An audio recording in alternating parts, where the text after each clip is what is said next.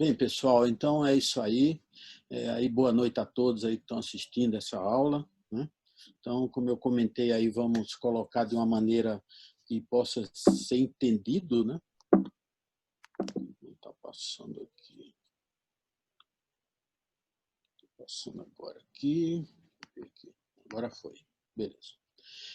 Então, primeiro do que tudo, quando a gente fala de fungo, né, a gente tem que analisar principalmente a estrutura. Né? É isso que eu digo, a gente sempre começa com a estrutura, com a parte da microbiologia, porque tudo isso leva a gente a entender uma série de coisas. Vocês vão ver que coisas que eu cito aqui, lá na frente eu vou requisitar esses conhecimentos. Né? Então, por exemplo, vocês vão ver aqui que realmente a parede celular ela é composta, essas composições aqui, ó, o que isso daqui vai me levar em consideração? Vocês vão ver que tem muito trabalho descrito atualmente para tentar identificar essas estruturas, né? As glucanas, as mananas, as quitinas, né? E você vê que tem mais quitina em filamentos que levedura, e tem algumas identificações, né? Específicas através de métodos laboratoriais que identifica a quitina. Então, se tem mais quitina, mais para filamento, só para você ver que realmente, como a membrana celular, são duas coisas diferentes. Né? Essa membrana ela é uma parte mais interna. Então, você tem aqui o ergosterol, isso aqui é o que chama a atenção.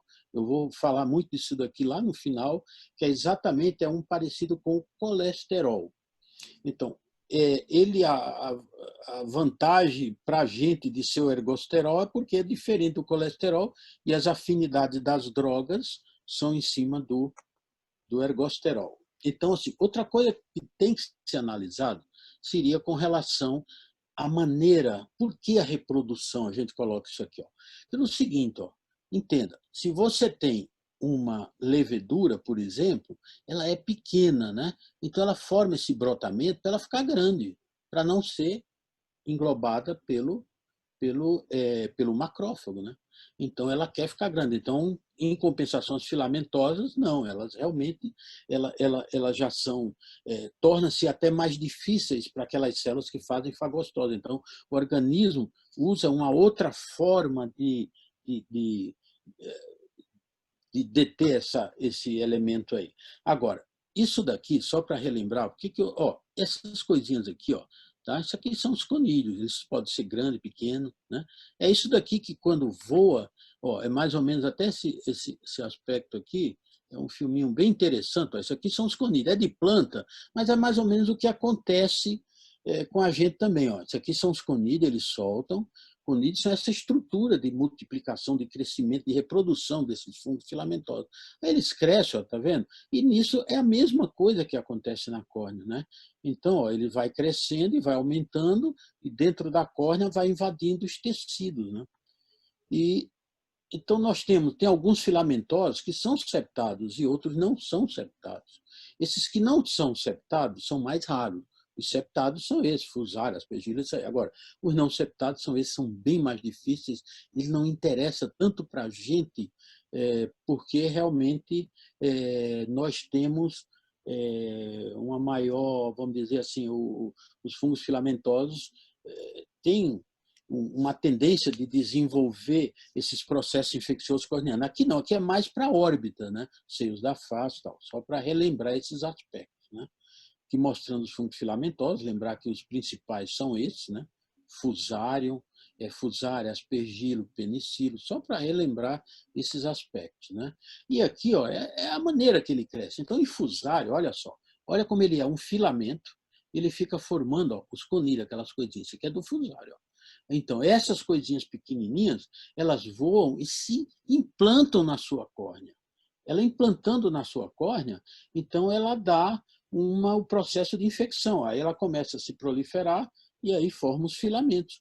Aí a gente fala, mas fusário tem que ser madeira. Não, você começa a dar uma lida.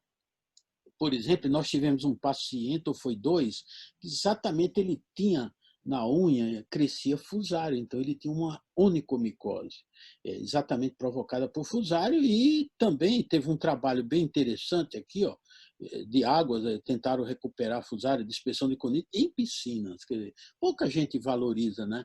Então, contaminação, onde havia uma contaminação muito grande, os pacientes tinham onicomicose dessa piscina, foram ver fusário, quer dizer, e a gente já tem esse elo também de ter a córnea com fusário, tem trabalhos descritos, e a gente raramente olha sequer a unha. Isso aqui é só um exemplo do nosso dia a dia, né? Então, o fungo em si, ó, você tem que analisar muitas vezes a flora. A flora pode ajudar bastante. Essa flora, ela vai ela muda muito dependendo de região, de temperatura. Só para vocês terem um exemplo, né? Isso aqui é uma época, a gente fez uma tese lá na Paraíba de cana-de-açúcar, deu fusário. O marinho aqui em Mococa, por exemplo, deu aspergillus. Eu encontrei, você vê como varia dentro da... E na Europa muda completamente, então o fungo muda de acordo com temperatura, com tudo, e muda também com algumas doenças. Por exemplo, você tem a hanseníase, como em doenças que são imunodebilitantes, então você tem as leveduras como as principais. Você pode ver aqui esse trabalho mostrando em paciente com HIV, observe que muda tanto, mas uma coisa você pode ter certeza que em pacientes que estão em imunodebilidade, você tem muita presença realmente das leveduras. E lembrar que hoje, né, eu acho que no Rio também já tem até alguns trabalhos publicados, a gente tem que considerar a esporotricose, a gente tem muitos casos levantados aqui em Guarulhos, está sendo feito até um trabalho que está em fase até de publicação, e realmente mostrando que são essas lesões, aqui a rinosporidiose, mas eu esqueci de colocar aqui, pelo menos, uma foto mostrando que é um quadro bem parecido, né? Esses nódulos que dá na conjuntivite, isso aqui não é poridiose, mas é bem parecido com esporotricose, só que a córnea não é um elemento muito importante. Não vamos nos deter muito em outras áreas, vamos focalizar na córnea. Agora, veja só, isso aqui é um trabalho de uma revista indiana, né, que eu coloquei só para vocês verem como é interessante. Olha, um paciente de 50 anos que tinha dor, trabalhava na plantação de arroz, né? E fez o laboratório, tudo negativo, com focal realmente negativo. Então, olhando nisso aqui, qualquer um pensaria, eu também pensaria em fungo, né? Então, eles também pensaram, foi entrado até parecido como a gente usa, né? Natamicina, o ketoconazol, e também foi entrado com itraconazol. E mesmo assim piorou o quadro. Vocês verem uma coisa interessante que está surgindo agora. E aí, na piora do quadro, eles trocaram para ânfora. Fizeram lavagem, injeção de câmara anterior, injeção corneana. Olha só que coisa, né? Também não melhorou, olha só. E aí, realmente, foi para transplante de córnea, foi usado o voriconazol tópico, terbinafim, teve a recorrência no transplante. Olha que coisa, né? Aí o que acontece? Foi feito um retransplante. Então, o que que deu? Esse tipo aqui, ó, chama-se pitiose, é o pítio insidioso. Ó. Isso daqui eu tenho sempre chamado a atenção, inclusive na última academia americana, teve muita referência a esse tipo de problema.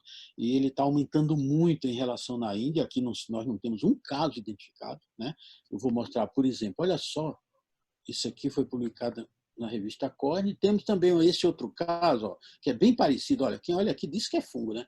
Com um quadro também extremamente ruim, de evolução ruim, que volta, que perde, termina em evisceração, é gravíssimo. A maioria desses pacientes eviscera. Olha que coisa, hein? Você perde tudo, porque não tem um tratamento adequado. Olha esse trabalho de um jornal de micologia médica, olha só. Isso aqui ele aparece muito em animais, com essas úlceras, né? Apesar que tem uma variedade muito grande de pitiose. Né? Eu acho que passou aqui, ó. Então ele fala assim que o Pantanal brasileiro ele é realmente o local de maior ocorrência de pitiose equina no mundo. Mas muitas vezes, vale salientar que algumas pitioses que dá nos animais, muitas vezes não é a pitiose que dá no olho, muitas vezes. Mas então o que acontece? O animal com essas úlceras contamina a água. É por aí que acontece. Então, quando contamina a água, aí essa água contaminada, quando pega no olho, introduz aí esse fungo, hoje é considerado o fungo anfitiose. E aí ele realmente provoca infecção gravíssima, gravíssima. né? Você vê que a Índia tem um monte de publicação e não é algo assim da Índia. Você vê, olha aqui, o trabalho mostrando uma revista boa, né? Jornal de Micologia. É tanto que até no American Journal saiu isso daqui, né? Mostrando, será que a gente faz isso já em 2003, já chamava atenção para isso, né? E hoje está cada vez mais presente. Tudo bem, mas vamos agora aqui às nossas situações no nosso dia a dia. Então, primeiro, fungos filamentosos. Eu tenho que fazer a investigação, então tem algo que realmente a gente sempre tem que levar muito em consideração, que seria trauma com vegetal. Mas você tem que analisar que o trauma com vegetal, até na escola foi feito um levantamento da seguinte forma. Foi feito um levantamento na escola mostrando que não quer dizer que todo paciente que teve trauma com vegetal é obrigado a ter fungo filamentoso, mas vale salientar que o inverso, quer dizer, se você pegar os pacientes que têm ceratite fúngica, né? Então, se você tiver ceratite fúngica e você for ver, fizer o inverso, né? Aí sim, aí vai dar realmente trauma vegetal bem importante.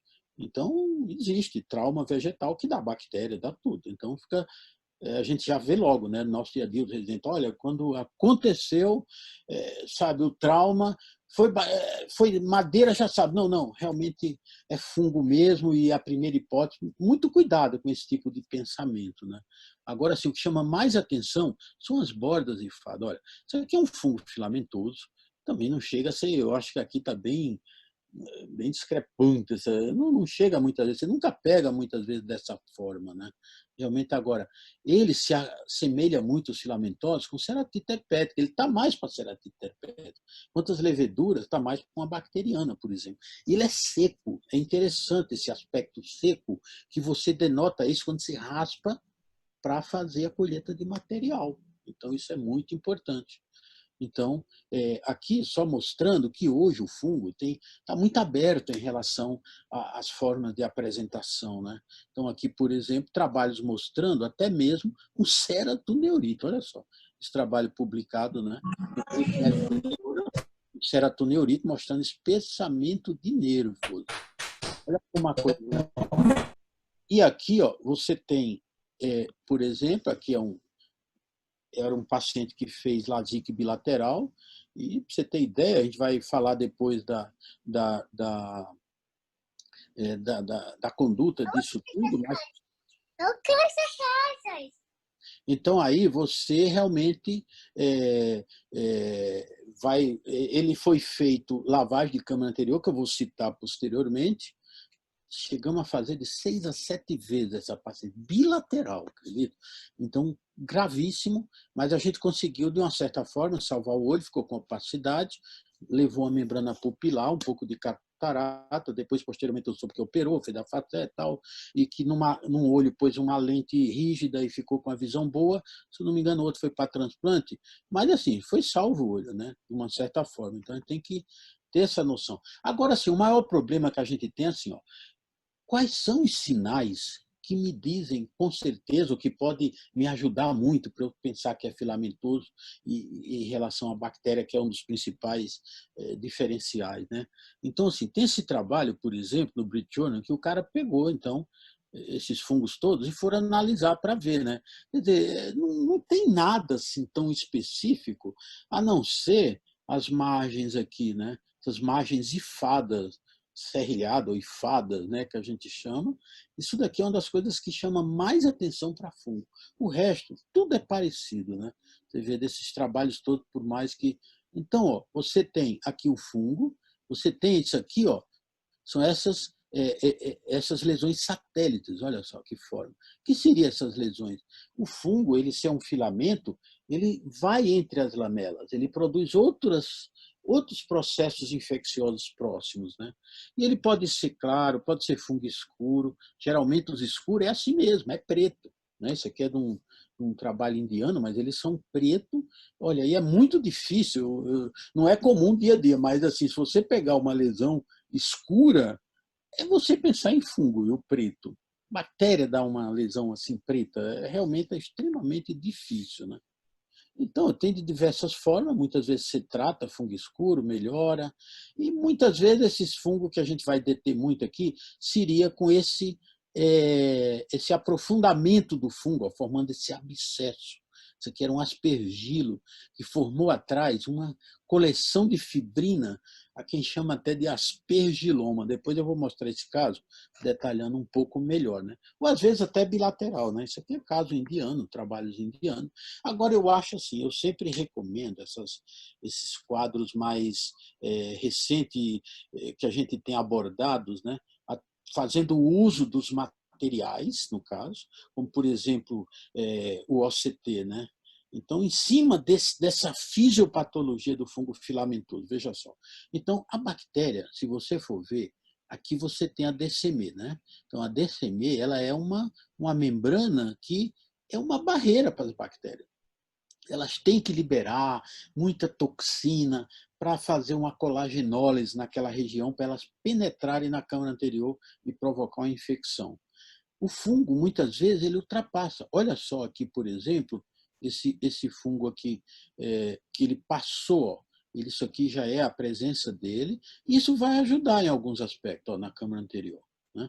Entenda bem que muitas vezes você não acha isso dessa forma tão bonitinho, porque muitas vezes já dá reação de fibrina, e quando você vai ver, está tudo junto e você não vê esses detalhes que você vê em livros, né? Agora, outro aspecto interessante é com relação às leveduras, né? Levedura é isso, são essas colônias bem pastosas, né? Como eu falei, pseudoífas, eles tendem a crescer, né? E nada mais é do que, por exemplo, se você olhar, aqui, por exemplo, ó, você tem, olha o macrófago chegando na cândida, ó. A cândida foi pequena aí, ó, então ela fagocitou tudo. Então, por isso que ela tem que virar pseudoífas, assim, elas ficam, esses brotamentos que vocês estão vendo, ó, tá vendo? Então, aqui, ó, elas estão maiores, aqui é pseudoífa, né? Então, realmente, a pseudoífa é isso, ela para dificultar. E muitas vezes dificulta o diagnóstico também do microbiologista. Pô, será que é um filamento mesmo? Será que é um pseudofilamento? Aí confunde muitas vezes, né? Olha só ela formando aqui realmente o brotamento. Olha como ela cresce, né? Realmente é isso. Ela cresce exatamente para evitar essa essa situação daqui, ó, né? Essa fagocitose. Mas veja só, se você olhar em relação à Cândida, ela tem uns aspectos muito interessantes. Primeiro que seria aqui ela sozinha, nessa região aqui, ó, sem nada em volta delas, ela não se protege. Qualquer medicação que você usar mata com facilidade. Tanto vocês vão ver esses nomes aqui, ó, uma forma planctônica. Quer dizer, o que é isso? É o que você acha no ambiente. Ela está ali grudada numa parede, no chão e tal. E ali o antifúngico mata rapidinho. Mas se ela adquirir essa forma aqui com biofilme, o que é biofilme? Entre ela produz uma substância extracelular que protege, inclusive, e protege contra, sabe, o ataque do organismo, como o ataque de drogas também do organismo. Então, isso aí é terrível, como a gente vai mostrar daqui a pouco, em alguns casos que a gente que tem. Ó. Por exemplo, então, das leveduras, é muito comum você sempre associar ao uso prolongado de corticoide. Realmente, o corticoide é muito importante, imunossuprimido. Olha, essas duas coisas são muito associadas com leveduras aqui no nosso meio. Agora, as bordas mais regulares, né? Que não é algo, às vezes você pode até se confundir, e aquilo que eu falei, o aspecto úmido, né?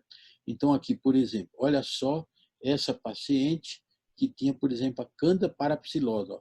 Olha, Candida parapsilosa, olha só, um abscesso, ó, fez transplante e desenvolveu, né, usando corticoide e tudo, foi colhido o material. Você fala assim, e daí é que se eu vou tratar no mínimo, a média, 2, 3, 4 meses no mínimo. E o abscesso aí você fala, eu vou diminuir, deve ser toxicidade. Não é.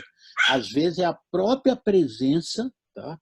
A própria presença da, desse biofilme é que ele dificulta teu tratamento. Por isso que tem que ser longo. Esse tratamento tem que ser muito longo, 2, 3, 4 meses. Essa paciente aí já ia bem no segundo ou terceiro mês. Se eu não me engano, ela foi até o quarto, quinto mês com essa medicação antifúngica.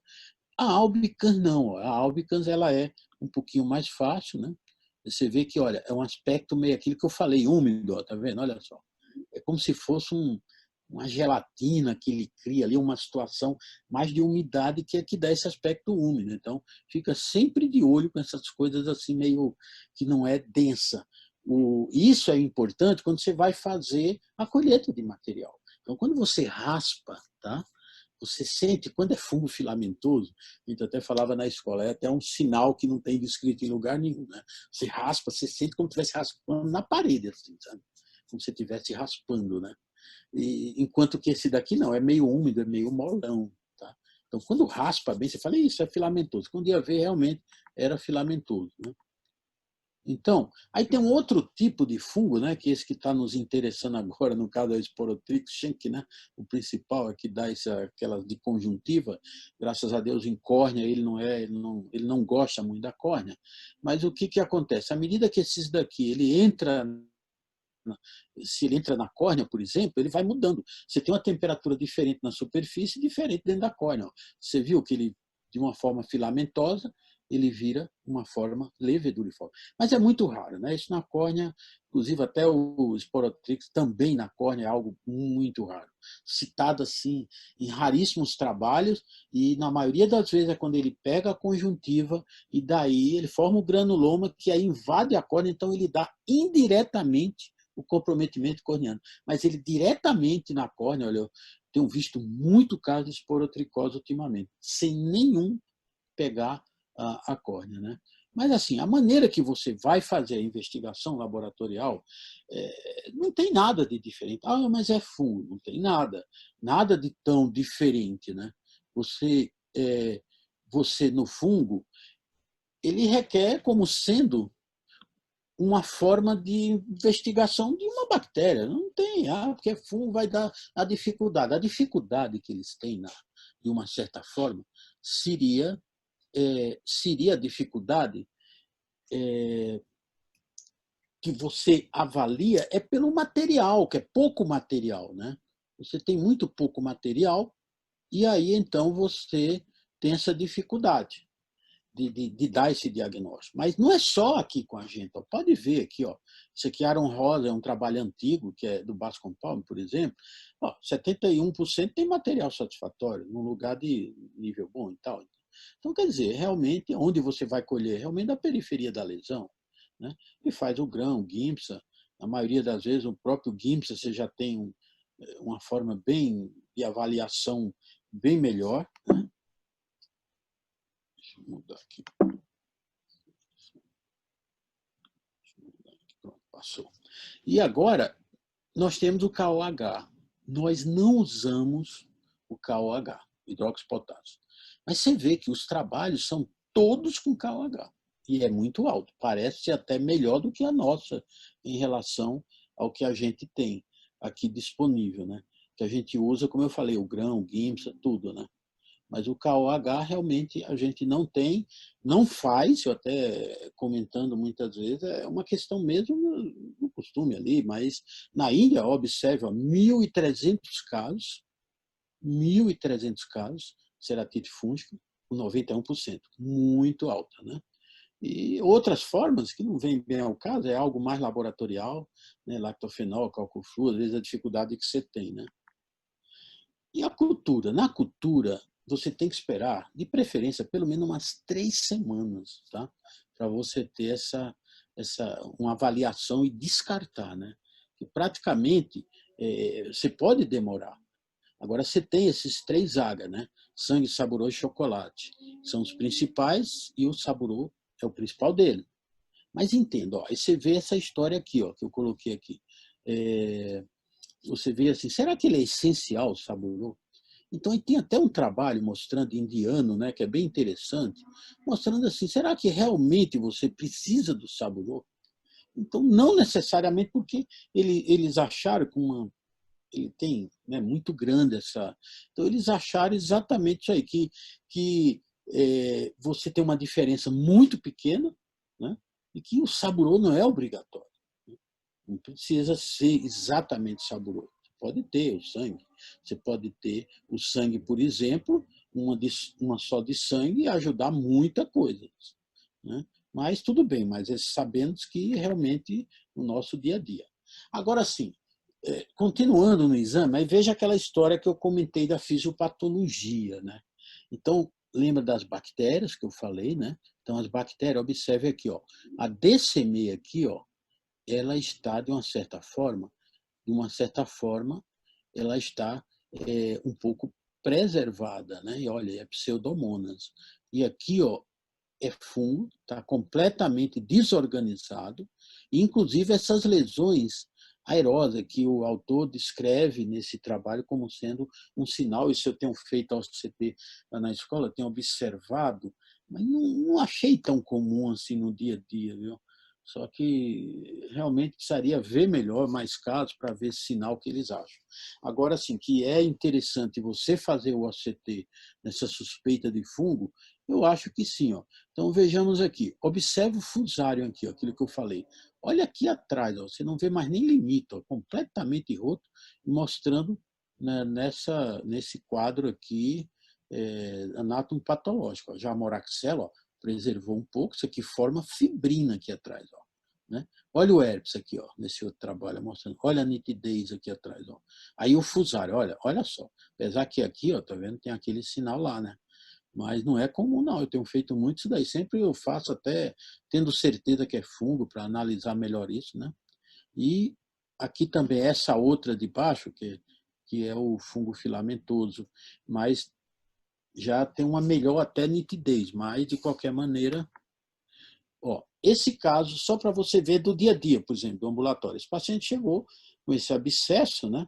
E isso às vezes ajuda até mesmo a você ver como é que está a invasão fúngica, né? Aí, ó, olha só como é que estava isso aí.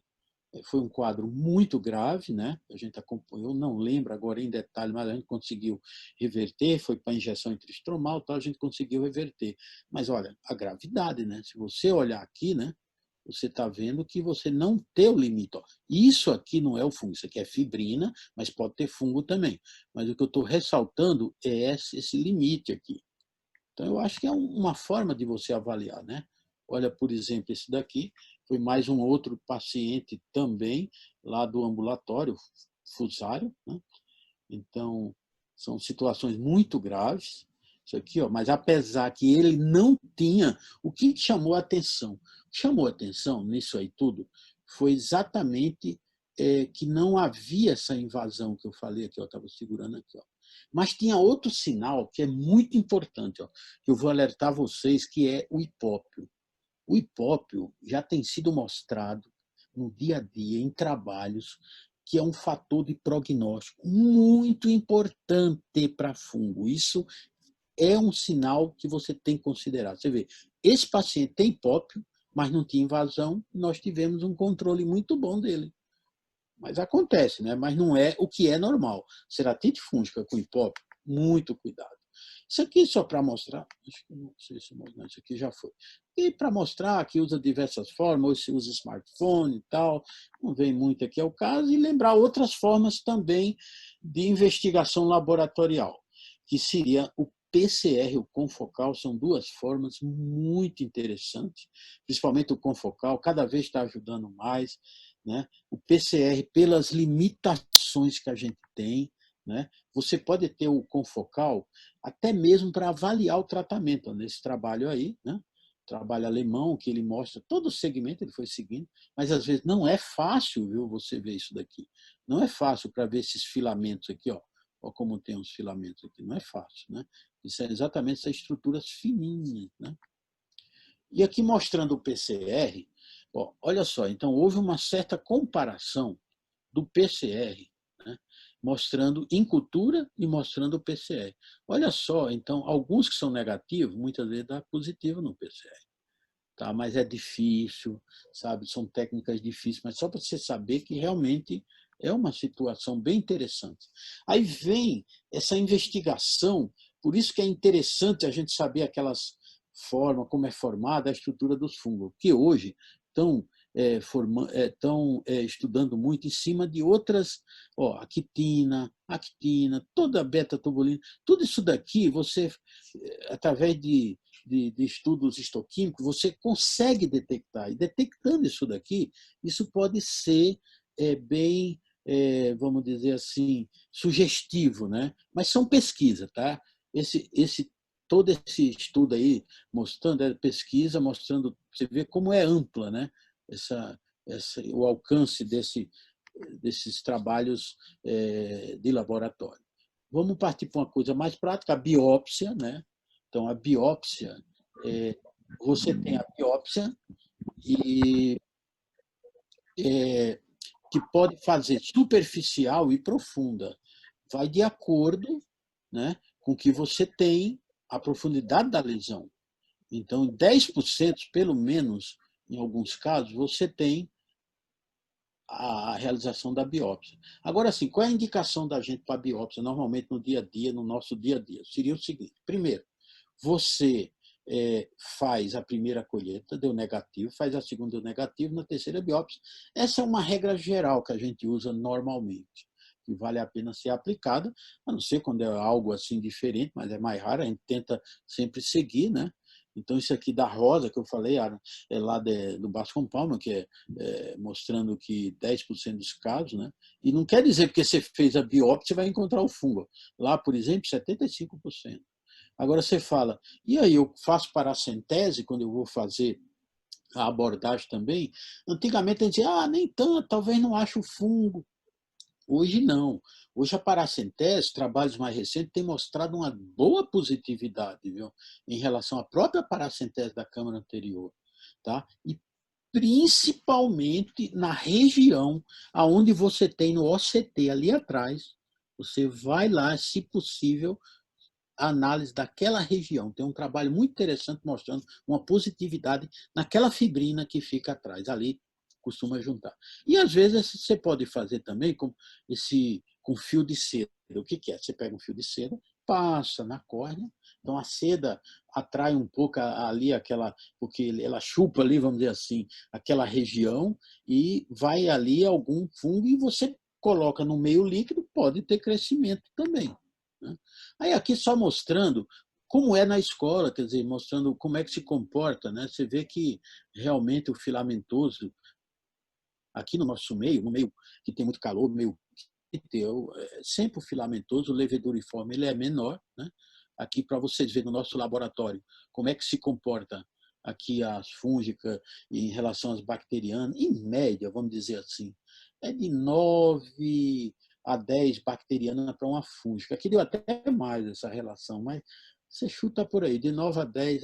Então, muitas vezes no laboratório, quando você tem uma úlcera, aliás, se você chutar um fungo, por exemplo, sua chance é 10 vezes menor, já que você não sabe, então, quem é que é? Você está diante de quem? Aí você dá um antibacteriano, pelo menos, avalia a evolução, para depois você chegar no antifúngico, né? É muito mais viável, você tem muito mais chance de acertar, né? E aí, mostrando que os filamentosos, aqui até mostra essa proporção muda, né?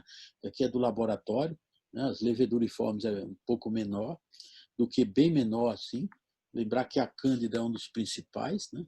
Agora aqui, entenda, aqui realmente, por que deu a parapsilose aqui, Parapsilose não é a mais comum é a albicans. Mas por que deu parapsilose? Deu parapsilose porque realmente lá no nosso laboratório ele é viciado, vamos dizer, entendeu? Então são aquelas úlceras, como eu mostrei, que demora para ficar bom, aí faz o diagnóstico, aí vai lá, quando uma forma mais complicada, daí a gente consegue detectar. Mas assim, de uma maneira geral, é albicans, realmente é albicans de uma maneira geral. Né? E entre os filamentosos, obviamente, é o fusário, e depois o aspergilo e aí o penicillium. Né? Aqui foi um trabalho muito grande, que até a Ana Luísa mostrou bastante, né? Mostrando todo um levantamento de fungo, mas aqui ganhou a Candida albicans, né? Aí vai mudando o perfil, e também aqui é o fusário, né? No caso, o Solano é o principal.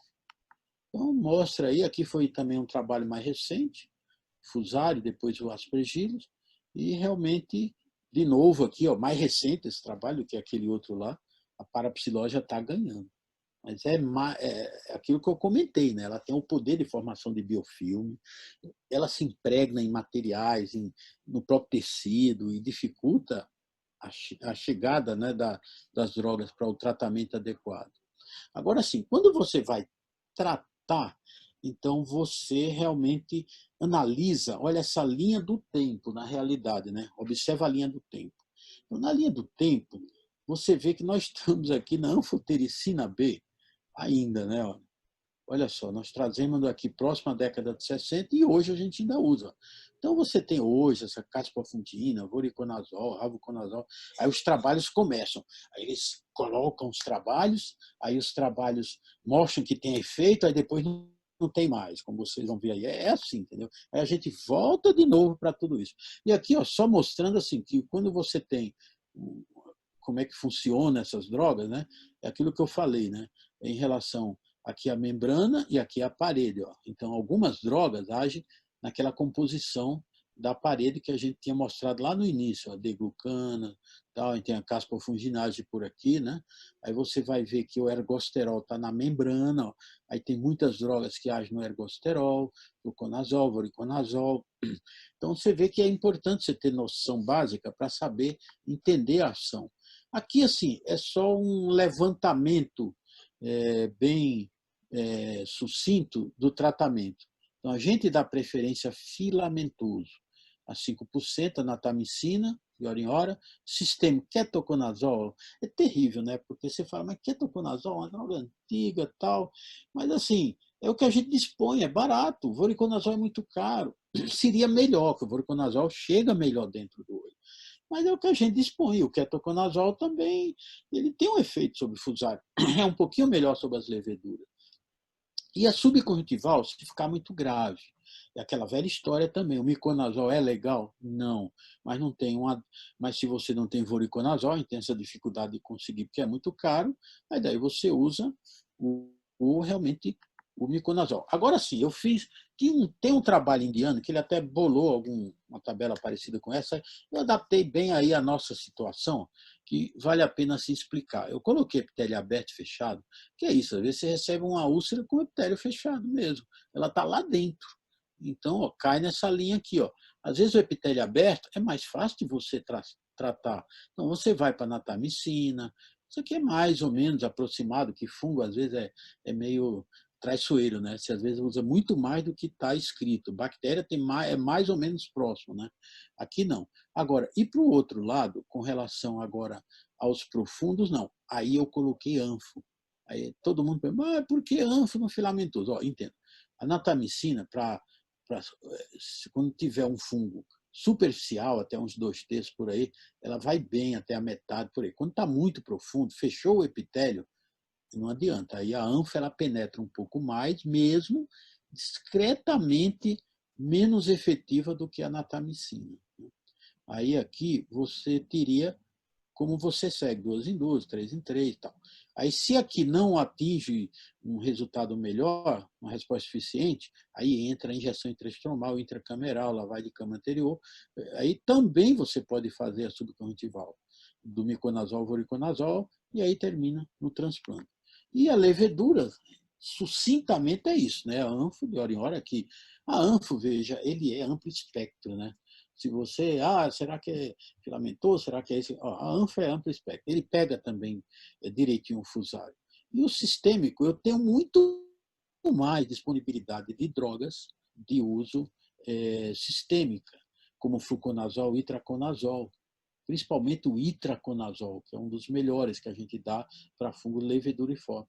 Subconjuntival, o miconazol também vai bem. Aqui o fluconazol vai até bem, só que já tem surgido até algumas leveduras que estão começando a ter resistência, mas vale lembrar que o voriconazol também é bom, principalmente para levedura, vai muito bem.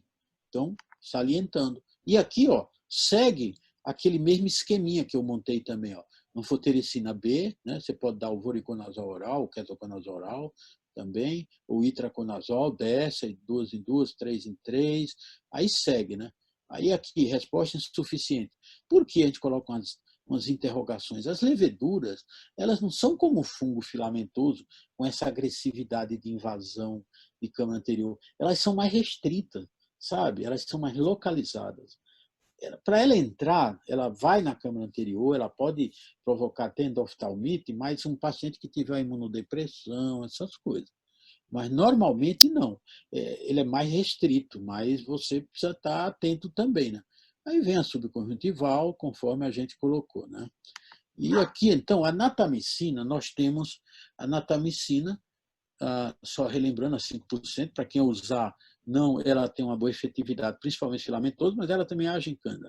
Agora, essa toxicidade, ó, isso aqui, sempre cuidado que ela forma essas placas. Ó.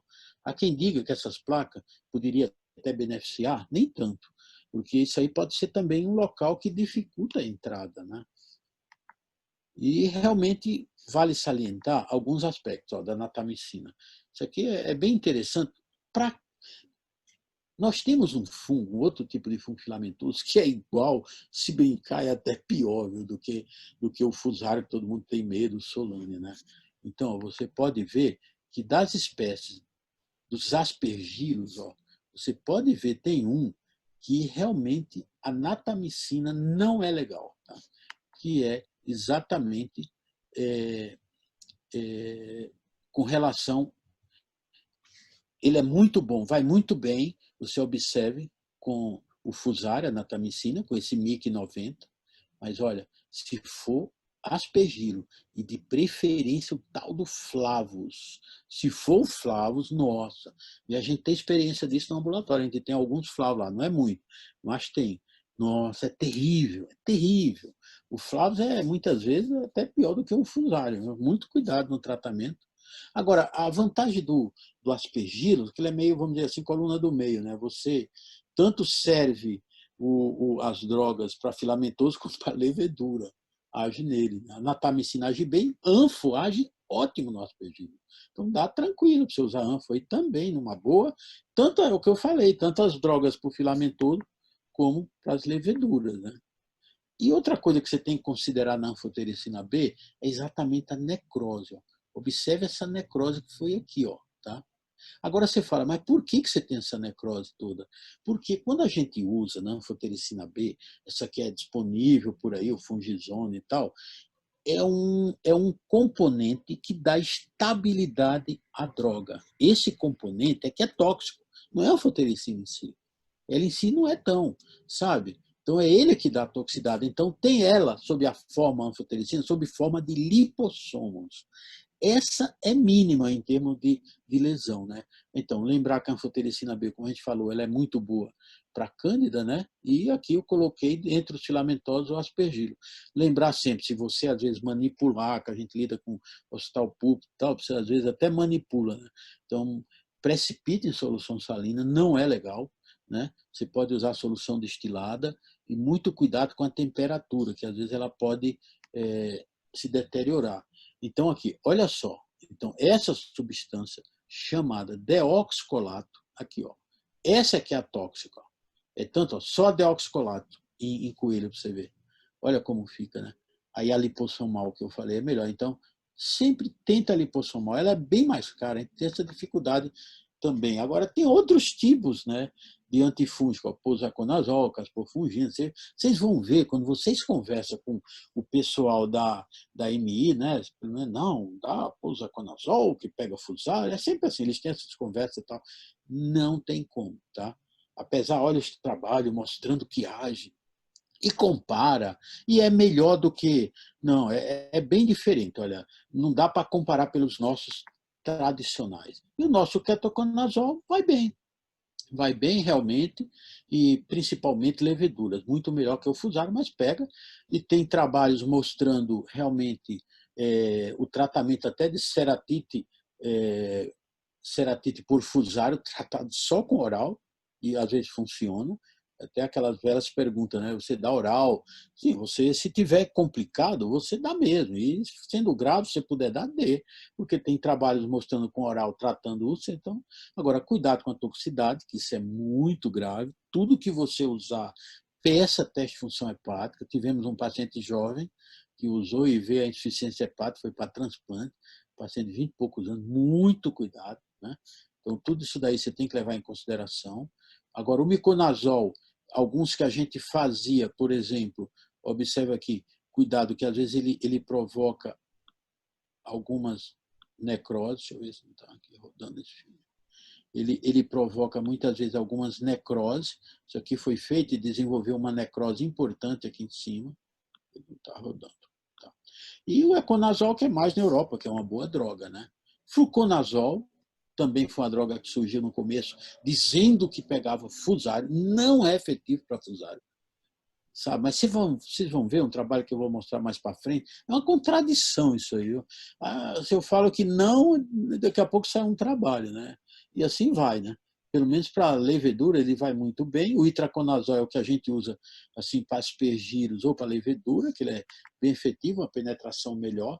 Mas olha só esse trabalho. Eu ainda lembro, isso aqui foi do quê? Foi em 2015. Eu lembro que estava, sabe, assim, uma reunião também, mas o fluconazol eu uso, tem um bom resultado. Alguém comentou na plateia, eu falei, olha, não é DAO, porque já tinha sido feita até uma tese, um colega nosso que veio, se não me engano, em mestrado, e lá da escola, falou que não tinha efetividade, né?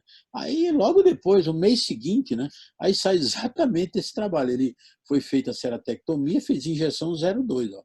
Olha como ficou, tá vendo? Esse trabalho aqui publicado no Ophthalmology, não, Journal of Ophthalmology, uma revista boa, de uma certa forma, e olha os fungos que tinha.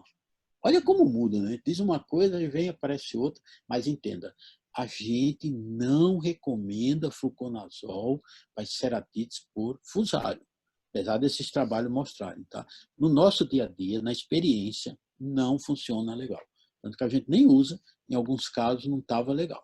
E tem um famoso voriconazol, só para lembrar, ó, não é tão comum, porque também a gente, assim, esses problemas, esses efeitos adversos, mas vale lembrar, pelo menos eu não vi. Alguns pacientes que eu usei, não sei se vocês têm alguma experiência também com 10 a 30% com distúrbios visuais, que melhora e tal.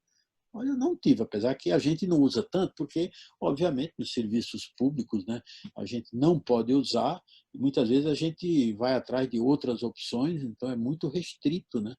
Mas, assim, começou muito bem, não, vai muito bem para fusário, vai bem e tal, né? Aí, então, realmente tem uma forma de penetração, que é um trabalho recente, né?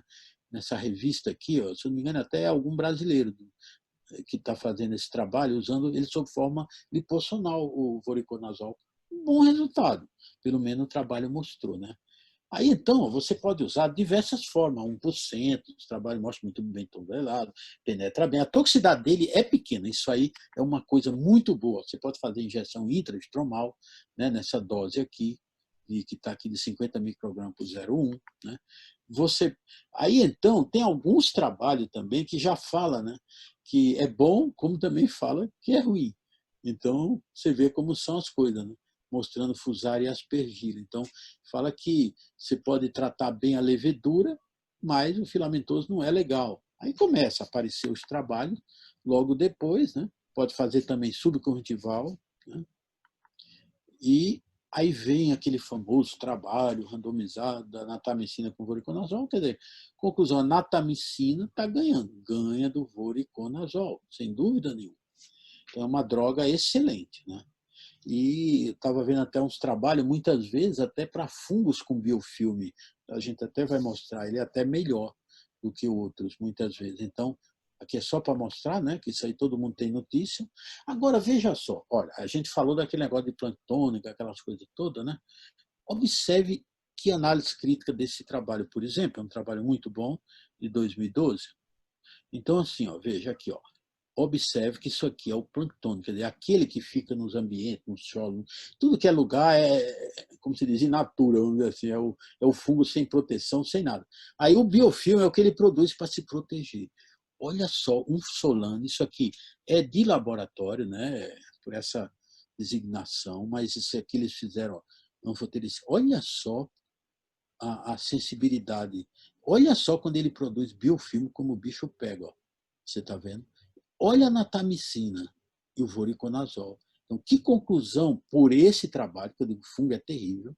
Quer dizer, se você tiver um fusário que produza biofilme, tá? Teoricamente, o melhor seria o voriconazol, é melhor do que a natamicina, né? E a anfo perdeu de longe. Então, para você ver como muda o perfil do fungo produtor de biofilme, aquilo que eu mostrei nas leveduras. Aqui é interessante esse trabalho, que mostra o biofilme em fungo filamentoso, né? Você vê que interessante. Agora tem outras formas de tratamento, né? As nanopartículas, que eles tentam agregar. Como o antifúngico tem dificuldade de penetrar na córnea, então eles agregam uma substância e nisso ela penetra melhor. Isso já está sendo feito em alguns trabalhos, inclusive com nitrato de prata, associa com fluconazol e aumenta a efetividade. Isso aí já é algo que está se estudando. Agora, isso daqui é uma coisa muito crítica, né? Pelo seguinte, ó, observe que realmente a Alice Matoba, aqui embaixo, é um trabalho da córnea, 2012, a Matoba, extremamente experiente em relação à infecção, né? E realmente lançou esse trabalho mostrando que o MOX é maravilhoso, inclusive para tratar fungos filamentosos. Puxa, isso realmente causou um impacto, né? Pô, maravilha, então a gente até usa como sinérgico, nunca fizeram nenhum trabalho mostrando se havia um sinergismo de MOX, por exemplo, com natamicina. É até algo interessante a se pesquisar, mas eles mostraram bons resultados, inclusive com o Flavus, olha ele aqui, ó, que é o pior de todos, olha ele aqui, ó, embaixo, essa foto, ó, tá vendo? É estranho isso, né? Aí depois ela publicou alguns trabalhos, né? Mostrando, vocês vão ver um outro trabalho dela mais na frente, eu acho uns 3, 4 anos, acho que ela ampliou o N dela e mostrou que não era essas coisas, que tinham ação, mas, olha, eu particularmente, eu usei, olha, qual é a minha experiência? A minha experiência, assim, você usa um moxifloxacin, então ele dá aquela melhorinha no começo, ele mata alguns fungos por ali até onde ele pode, depois afunda e piora. E ele é melhor um pouquinho nas leveduras do que isso é uma experiência pessoal usando em alguns. Então, a gente nunca pode usar sozinho, né, o moxifloxacin. Então, mas muitas vezes a gente até suspeita ou não tem uma boa evidência de infecções as mistas, né? Aí você está usando o moxifloxacin, deu aquela melhoradinha, depois começou a piorar, você suspeita de fungo, você entra com antifúngico, você tira o moxifloxacin, você pode até deixar, porque muitas vezes ou pode haver um sinergismo, sei lá, pesquisado aí, ou então pode ser uma outra bactéria junto, né? Agora, outra história é o corticoide. Isso é um problema, né? Principal. Em transplante, a coisa ainda é mais maleável, mas aqui em úlceras fúngicas, muito cuidado. Então, a recomendação nossa seria você usar drogas fungicidas. Tem fungicida? Muito difícil. Só anfotericina bem altas dosagens, essa, por exemplo, que a gente usa, pode ser fungicida. Natamicina, fungistático. Então, não é a mais legal. A recomendação seria uma anfotericina B e após a segunda semana, quando já tem uma melhora, e principalmente se for leveduras, quer dizer, tudo tem uma restrição. O melhor de tudo é não usar. Mas isso aqui é o mínimo do mínimo que você poderia fazer para, assim, pelo menos para se preservar em termos da sua segurança, né? Outro aspecto que a gente tem que considerar é lente de contato. Lente de contato, eles estão vendo hoje nos materiais diferentes, né, alguns polímeros, que ele agrega melhor o antifúngico e dá uma oferta melhor. Mas por que a gente não usa com lente terapêutica normal? Qual é o grande problema? Porque assim, a lente, ela oferece a droga, tanto em antibacteriano como antifúngico, em níveis irregulares, né? Tipo assim, agora oferece mais, né? Daqui a pouco não oferece menos. Então, ela pode formar níveis irregulares da oferta da droga para matar o bicho lá.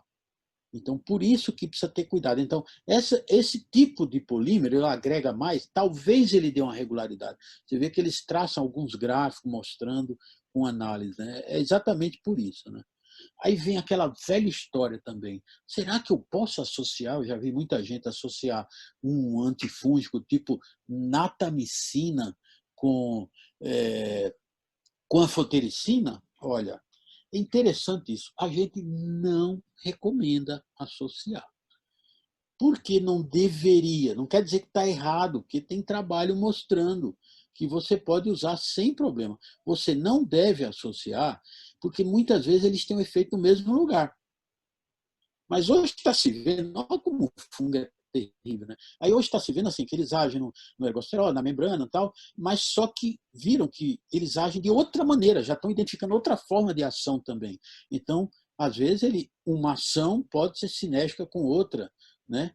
em outro sítio, vamos dizer assim. Né? Então, mas aqui, ó, os trabalhos, isso daqui de uma revista de micropatologia geral, o Guarro, que esse cara é um espanhol que fez muito trabalho, inclusive lá na escola, é um cara muito bom, e mostrou também que não tem, é um conceito assim, mas tem outros trabalhos, isso aqui é um, vamos deixar isso para depois, isso aqui o voriconazol, por exemplo, e a natamicina, né? Tá vendo? Tem sinergismo, né? Usar voriconazol com natamicina. Né? Realmente assim, então você vai ver trabalho, ó, diversos trabalhos de diversas formas. Né? Natamicina com azol, ou natamicina com esse antifúngico também, deve ser evitado. Olha só, né? Quer dizer, todas as coisas difíceis. Então a gente fala assim, muito cuidado, não deve, muito cuidado nessa associação. Né? Mas agora, outro uso de anti-inflamatório é a ciclosporina, que hoje no caso, é o tacrolimus. Né? Isso aqui foi um trabalho que a gente até tinha feito, mostrando assim, melhorou a visão. Bem, não é isso. A ideia, pelo menos, você preservar, né, pela gravidade, preservar o quadro em si inflamatório, né? E sabendo que realmente o tacrolimus é melhor. Então, já ficou para trás a ciclosporina, o tacrolimus é melhor. E o que é muito interessante que tem surgido ultimamente, ó, em revistas, que vocês podem ver aqui, que não é revista é, nem de oftalmologia, ó, esse sinergismo, olha só, você usar tacrolimus com fluconazol aumenta muito a efetividade do fluconazol. Olha que interessante, né? Porque ele em si, ele é realmente um antifúngico, o próprio tacrolimus, por incrível que pareça, né? E vocês estão vendo aqui, por exemplo, um trabalho aqui mostrando, e realmente, como a ciclosporina ou até mesmo o tacrolimus, eles usam, né? Aqui tem a maneira da fisiopatologia, como eles agem, né? Então, eles competem lá com a calcinerina, porque eles usam, né? Então, aqui eles competem e aí atrapalha o crescimento do fungo. Então, o tacrolimus, sim. Agora, sim, a gente tem experiência em usar em úlcera fúngica, tá? Está em atividade. Olha, a gente não tem, nossa experiência é em transplante. A gente está começando a usar colírio em alguns pacientes, numa forma mais tardia, não inicial. Teoricamente, pelo que eu mostrei, até numa forma inicial, mas a gente tem mais um pouco de cautela, né? Não tem trabalhos mostrando uma forma ativa. Aí tem, mas muitas vezes é trabalho em coelhos, né? Não tem nada ainda na literatura. Mas aqui vocês podem ver que tem às vezes um resultado satisfatório, mas a gente recomenda quando você tem um controle, né, melhor para poder usar. Em transplante, não. Em transplante, a gente recomenda, mas a gente vai mostrar. Né? Aí tem outras formas, você vai ver, tudo mata fungo. Né? Aí biguanida, e mata, e diz que é até melhor do que natamicina. E clorexidine também mata, e nitrato de prata também mata. Né? Quer dizer, realmente todo mundo mata. Sulfadiazina, sabe? Agora, assim, ó, entre os antibióticos, só mais é um trabalho até mais antigo, mas até o trabalho lá da mulher lá, da Alice Matoba, né? Era esse trabalho, mostrava assim que moxifloxacin é que tem o melhor efeito e a tobramicina, né? E que ele tinha um efeito melhor contra fusário, muito mais do que contra aspergilo, que é o trabalho do Denis O'Day, que era um cara que hoje não está mais na ativa, mas que fazia muito trabalho para ceratite fúngica. Muito, muito, muito, muito trabalho. Agora, não, aspergilo não vai. Agora, em relação ao tratamento cirúrgico, ó, 26%, um quarto, vai para o tratamento cirúrgico. Né? E ele está muito mais, o tratamento cirúrgico, a fungo filamentoso. Né? E aqui são as situações que está mais ligado com o tratamento cirúrgico.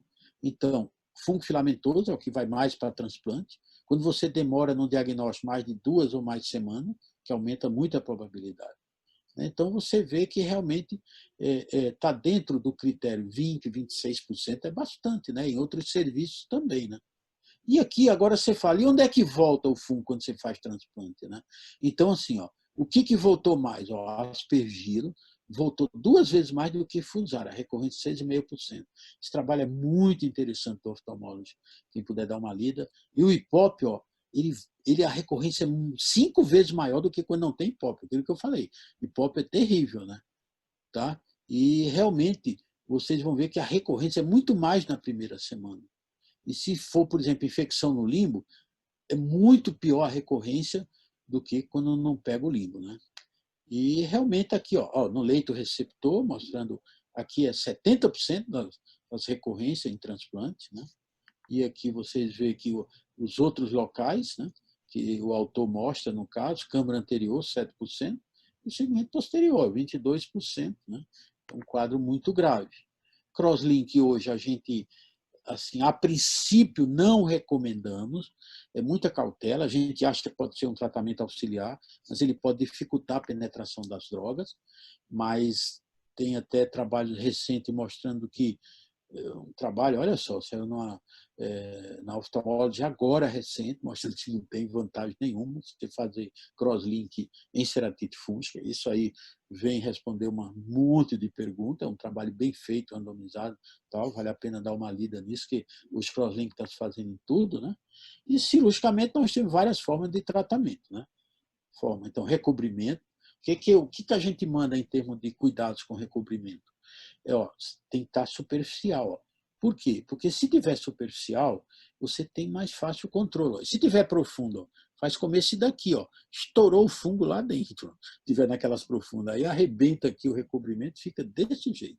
E dificulta também a penetração, né, das drogas. Então, precisa ter muito cuidado. Né? Aí tem outras formas, né, de trabalho mostrando que se você fizer debridamento, uma ceraté, e colocar membrana, você melhora. Aí vem várias formas. Você pode fazer laser de argônio também diretamente no fungo. É um grupo aí da Argentina muito bom que está fazendo isso.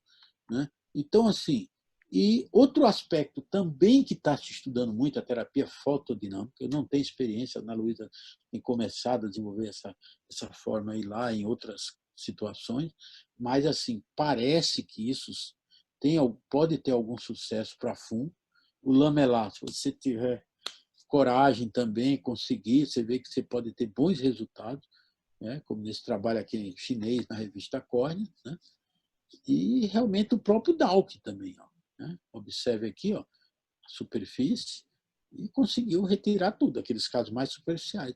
Quer dizer, até que ponto realmente você, um tratamento clínico também, né, até poderia resolver sem precisar de transplante. Né? E a gente está diante, como eu falei, desses quadros profundos, assim, quando o fungo fica lá dentro, então aí volta e faz transplante, e volta e complica, né? Então, em cima disso, você tem que analisar alguns tratamentos que a gente já está até cansado de falar, essas lavagens de câmara anterior, né?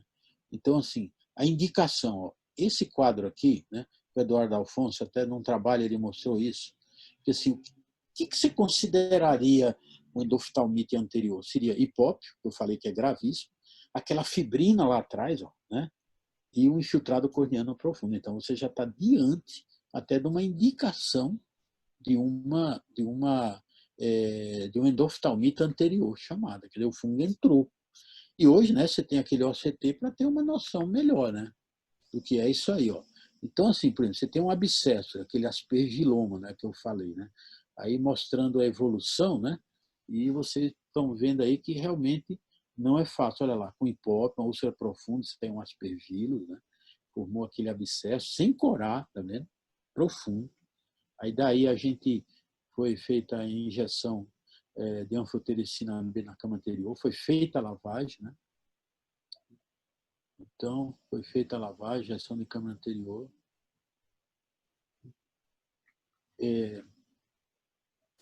A injeção na primeira semana, quer dizer, um quadro grave desse, profundo, quer dizer, até um resultado bem razoável, né? Mostrando essa fibrose aqui. Então, realmente, na terceira semana, bem, né? Depois vai para um transplante, um olho mais calmo, bem melhor. Agora, você tem que analisar, assim, o que a gente recomenda? Anfotericina B? Sem dúvida. Aí vem uma verdadeira briga. O que é que eu vou diluir anfotericina B? Olha que coisa. Então, às vezes eu tenho falado, não, usa com BSS. O ideal é usar água destilada. Tá? Realmente, porque a água destilada, ela não inativa. Lembra no começo que eu falei da anfotericina B?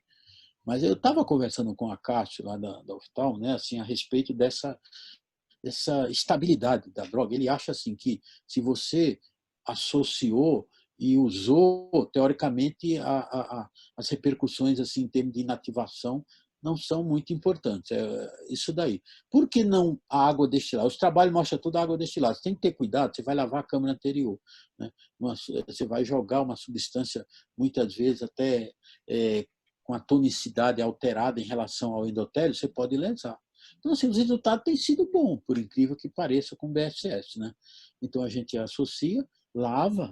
Agora, eu vou até mostrar depois um vídeo, e a lavagem você tenta, como se diz, mobilizar. Tem gente que fala, mas você vai mexer, não vai espalhar fungo. Não, mas você está usando o antifúngico também, né?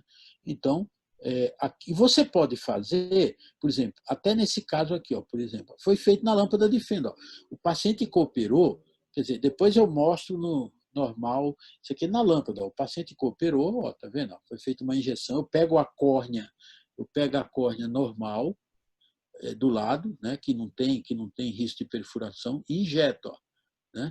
Então, ó, ele foi feito do lado, agora aí, ó, do lado aí, ó, você pode ver que vai criar uma onda, né? Vai criar uma onda, ó, aquela onda da droga penetrando no estroma corneano, ó, tá vendo? Aí vai penetrando, depois você faz em vários locais, só faz em um. Muito cuidado, né? Isso aí o paciente tem que cooperar para evitar acidente, mas o paciente ajudando pode ser feito. Ó. Agora aqui é o que normalmente como a gente faz, né? Então, ó, faz uma abertura lá no limbo, aí depois você entra com a dupla via, né? A famosa dupla via, vai lá atrás na lesão, tenta aspirar. Isso era até uma briga que dá. Não, eu lembro com a Luciana, mas você só injeta, não precisa aspirar. Não, ó, saiu um trabalho chinês que o cara pegou vários casos recentes, onde ele ia aspirar atrás da lesão e ele mostrou que isso ajuda muito. Quando é que a gente não faz irrigação-aspiração? Quando existe ameaça de perfuração. Tá? Se você acha que pode perfurar, o que você faz? Você simplesmente, ó, e agora é injetando, né? Estou injetando agora intraestromal. Então, realmente, se você tiver ameaça de perfuração, você só injeta na câmara anterior. Não lava, porque senão você vai perfurar. E aqui, ó, nessa córnea saudável do lado, eu vou fazendo a injeção intraestromal. Tá? Você pode, se você tiver muita dificuldade, você pode até fazer um pocketzinho, né? Mas aí mesmo com a própria agulha, aqui foi feito um pocket, mas você pode com a agulha de insulina, faz, aí lá você fecha o que você fez. Né? E aqui, ó, por exemplo, aqui é um penicillium também, mostrando alguns casos que evoluíram, né? Aqui, ó, já foi feita lavagem, né? Você está vendo que tem aí, ó, um caso gravíssimo, né? Olha só como estava atrás, ó, que a gente tinha feito olha só como estava atrás aqui, ó. Ó, olha, e evoluiu, afinou, era pós-LASIK isso aqui. Aí foi para cola, depois foi para transplante. Tem uns casos graves mesmo, né? Vocês podem ver que, ó, tá vendo? Não teve até aquela melhora satisfatória. E aqui, ó, ainda teve recorrência. Pode voltar aqui, ó, tem que ir lá lavar de novo, né? Então, para você ver, né? Isso aqui é um casinho também, só para mostrar a evolução, né? E uma evolução também, esse aqui é um fusário, olha só as lesões satélites, né? O que mais do que provado, um fusário cheio de lesões satélites, e realmente você pode ver, olha a lesão, é uma lesão importantíssima, né? Uma lesão importantíssima aqui, ó, tá vendo? E todo isso aqui vai ser seguido a injeção intraestromal também, olha só, curando com fluoresceína, né? Curando bem com fluoresceína. Aí, ó, a recidiva aqui, ó, e você vai lá e entra de novo. Ó. O fungo começa a recidivar formando essas placas também, ó, tá? Que dá para ver por aqui, ó, né? Então você está vendo que realmente, olha a fibrina de câmara anterior, né? Então mostrando que também, ó, isso é tudo a recidiva e é um quadro muito grave esse quadro. E assim vai andando, vamos ver, tem mais outros procedimentos. Olha lá, ó, olha o hipópio. Hipópio é gravidade.